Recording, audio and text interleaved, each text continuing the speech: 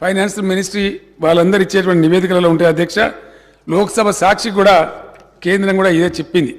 ఇవన్నీ చేసి ఈరోజు ఇంత సుస్థిరమైన ఆర్థిక ప్రగతి సాధించి పర్ క్యాపిటా పెంచి పవర్ పెంచి శుద్ధమైన నీళ్లు ప్రతి ఇంటికి నల్లాతో ఇచ్చి ఇవన్నీ చేసి తెలంగాణ సాధించుకొచ్చి అష్ట కష్టాలు పడి గత 25 సంవత్సరాలుగా ఒక యజ్ఞంలాగా దీన్ని తీసుకొని పోతా ఉంటే కాంగ్రెస్ పార్టీ నాయకులు మాట్లాడతారు అధ్యక్ష. కేసీఆర్కి పిండం పెడతాం, ఇవన్నీ చేసినందుకు నాకు పిండం పెట్టాలా? ఈ తిప్పల పడ్డందుకు ఆ పిండం పెట్టాలా? మీ వల్ల కాని పని మీ నాయకులు ఎంతరో మంది ఎన్ని రూపు పారిపోయినటువంటి తెలంగాణ ఉద్యమాన్ని నేను భుజానేసుకొని అనేక కష్టాలు పడి దీక్షలు చేసి చివరికి నా చావు మీద తెచ్చుకునేంత ప్రయత్నంలో తెలంగాణ తెచ్చిపెడితే మీకు పిండం పెడతామంటే ఎవరు హర్షిస్తారు అధ్యక్ష? ఇదేనా సంస్కారం? ఇదొక పద్ధతి, ఇదొక పార్టీ, దీనికో లెక్కన? చాలా బాధ కలుగుతుంది అధ్యక్ష, దుఃఖం వస్తుంది. ఎందుకంటే ఏందండి నాకు అర్థం కాదు. ఇది పూర్తిగా ఎటుపడతాడు నోరుంది కదా అని విచ్చలవిడిగా మీ పార్టీల నియంత్రణ లేకపోవచ్చండి, కానీ సంఘం చూస్తుంది కదా, సమాజం చూస్తుంది కదా. నన్ను అడుగుతున్నారు మొన్న రాహుల్ గాంధీ ఏదో ఒక మాట అందరికి మోడీ పేరేమున్నదంటే 2 సంవత్సరాల జైలు శిక్ష విధించారు అధ్యక్ష. అఫ్కోర్స్ నిన్న సుప్రీంకోర్టు స్టే ఇచ్చింది, సభ్యత్వం కూడా తీసేసిండ్రు. మేము ఆ చర్యలు తీసుకోలేమానండి? మేము తీసుకోకపోదుమా? మీరు ఏదో స్వేచ్ఛ కావాలి, స్వేచ్ఛ ఇచ్చినాం. మేము చాలా లిబరల్గా ఉంటున్నాం, డెమోక్రాటిక్గా ఉంటున్నాం, అన్ని రకాలుగా బాగుంటున్నాం. లేకపోతే మీరు అట్లా మాట్లాడిన దానికి మీ తాట తీసే పరిస్థితి ఇష్యూ కాదు కదా గవర్నమెంట్ అనుకుంటే. కానీ మీరంతా ఆ విధంగా ఇష్టం వచ్చిన అడ్డగోలు మాట్లాడినా మేము సంయమనం పాటిస్తున్నాం. మేము ఇది పోలీసులు ఉసుగొలుపుతలేం, ప్రజలే తీర్పు చెప్తారు రేపు పొద్దున అనే ఉద్దేశంతో మేము ముందుకు పోతా ఉన్నాం. కానీ బాధ మాత్రం కలుగుతుంది అధ్యక్ష. ఎక్కడ ఏం చేయని వాళ్ళు తెలంగాణ ఉద్యమం జరుగుతున్న దాని మీదకి తుపాకులు తీసుకొని పోయిన వాళ్ళు మాట్లాడతారు అధ్యక్ష. ఇలా 2 పార్టీల అధ్యక్షులు అధ్యక్ష.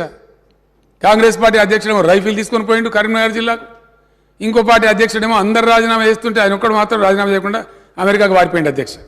భారతీయ జనతా పార్టీ ఆ ఉన్న ఒక వ్యక్తి ఎన్ఎల లక్ష్మీనారాయణ నిజామాబాద్ టౌన్లో ఆయన ఉండే, ఆయన రాజీనామా చేసిండు అధ్యక్ష. మమ్మల్ని నమ్మి రాజీనామా చేస్తే నేను స్వయంగా పోయి, నేను అప్పుడే దీక్ష నుంచి విరమించుకొని వచ్చిన, నాకు ఆరోగ్యం బాగా లేకున్నా ఆయన కోరిన టైంలో 4 PM రావాలని చెప్తే నేను పడుకుంటా లేసుకుంటా 4 PM పోయి వీళ్ళు ఆనాటి పెద్ద లీడర్ వీళ్ళ దాంట్లో డి శ్రీనివాస్ గారని ఆయనను ఓగొట్టి మళ్ళీ లక్ష్మీనారాయణ గారిని సిన్సియర్ గెలిపించిన అధ్యక్ష. ఇవన్నీ కూడా జరిగినాయి అధ్యక్ష, ప్రజల ముందే జరిగినాయి. ఇవన్నీ చాలా బాధ కలుగుతుంది అధ్యక్ష, దుఃఖం వస్తుంది. ఇంత చేసి పెట్టి రాష్ట్రించడం, పిండం పెడతాం గండం పెడతాం అని మాట్లాడడం. తెలంగాణ ప్రజలు నా మాటలు వింటున్న అధ్యక్ష. వచ్చే ఎన్నికలలో ఎవరికి పిండం పెట్టాలో ఇప్పుడు ప్రజలు నిర్ణయించాలి అధ్యక్ష.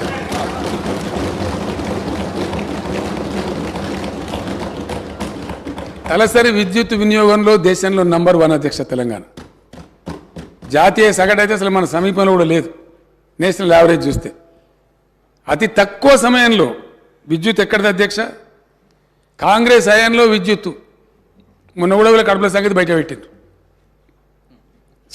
ఇస్తామని చెప్పింది 9 గంటలు, ఇచ్చేది పొద్దాగా 3 గంటలు, రాత్రి 4 గంటలు.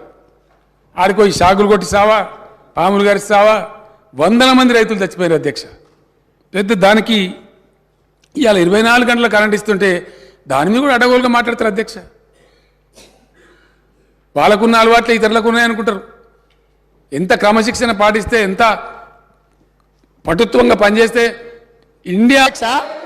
ఆనాడు నళిని అనే ఒక తెలంగాణ ఉద్యమకారురాలు డిఎస్పీగా ఉండి తెలంగాణ రాష్ట్ర సాధన కోసం డిఎస్పీ పదవికి, డిఎస్పీ ఉద్యోగానికి రాజీనామా చేసింది. ఆ నళినికి తెలంగాణ రాష్ట్రం వచ్చిన తర్వాత పిలిచి ఈ రాష్ట్రం కోసం, తెలంగాణ సాధన కోసం గ్రూప్ 1 అధికారిగా ఉండి నీ డిఎస్పీ పదవి, నీ డిఎస్పీ ఉద్యోగాన్ని రాజీనామా చేసినావు. ఈ తెలంగాణ రాష్ట్రంలో సగౌరవంగా నీ ఉద్యోగాన్ని నీకు ఇస్తున్నాం, మళ్ళీ తిరిగి ఉద్యోగాన్ని చేపట్టమని ఈ ప్రభుత్వం మాట్లాడిందా అధ్యక్ష? కానీ ఒక తెలంగాణ రాష్ట్ర సాధన కోసం త్యాగం చేసిన నళినికి మాత్రం ఎలాంటి న్యాయం జరగలేదు. నిజామాబాద్ ప్రజలు ఎంపీగా ఓడగొడితే ఎంబడే శాసన మండలి పదవి ఇచ్చి మాత్రం తన కుటుంబాన్ని కాపాడుకున్న ప్రభుత్వం పార్టీ ఈ పార్టీ అధ్యక్ష. వీళ్ళు ఈరోజు